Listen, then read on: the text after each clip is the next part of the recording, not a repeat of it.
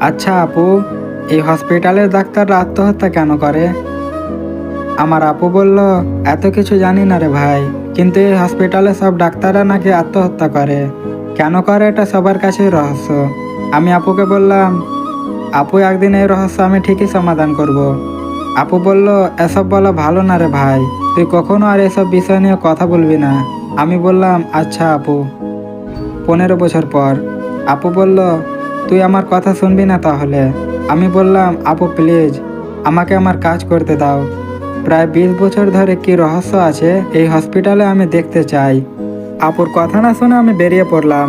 আমি আসলাম। পরিবার বলতে আমি আর আমার আপু। আজ আমি একজন ডাক্তার। 15 বছর আগে সেই হসপিটালে ডাক্তার আহমদ নামে একজন ব্যক্তি আত্মহত্যা করেছিল।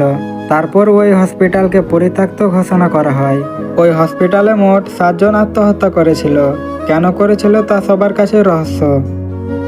আজ সে রহস্য জানার জন্য পা রাখলাম এই অভিশপ্ত হসপিটালে। চারিদিকে অন্ধকার।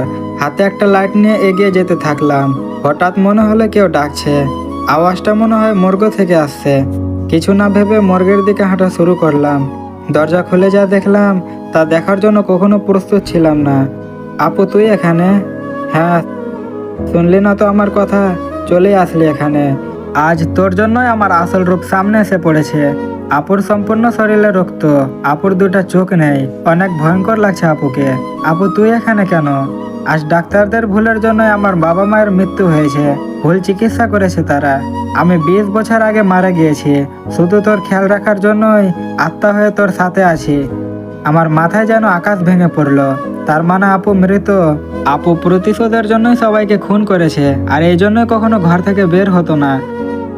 কিন্তু তুই আজ আমার আসল রহস্য জেনে গেছিস। তোকেও মরতে হবে। আপু এই বলে অদ্ভুত একটা হাসি দিয়ে আমার দিকে এগিয়ে আসলো। হঠাৎ স্বপ্ন ভেঙে গেল। এখন রাত 3টা বাজে। কাল আমার ওই হসপিটালে যাওয়ার কথা ছিল, আর আজ আমি একই স্বপ্ন দেখলাম। আপু পাশের রুমে আছে। আপুকে দেখার জন্য পাশের রুমে গেলাম। যা দেখলাম অবিশ্বাস্য।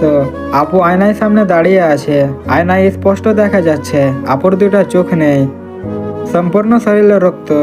তার মানে কি আমার স্বপ্ন সত্যি? আপুকে আসলে মৃত?